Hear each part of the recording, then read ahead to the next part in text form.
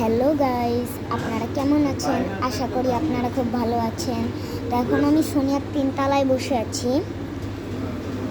এখন অনেক মজা হচ্ছে গাইস। তো দেখুন আমি এখানে হাঁটছি গাইস। দেখুন এইদিকে আমার বাবা বসে আছে। সবাইকে হ্যালো বলে। সবাইকে ধন্যবাদ। তো আমার বাবা সবাইকে ধন্যবাদ বলে দিল গাইস। আশা করি আপনারা চ্যানেলকে লাইক করে দেবেন, লাইক সাবস্ক্রাইব দুটোই করে দেবেন আর প্রেস করবেন বেল আইকন।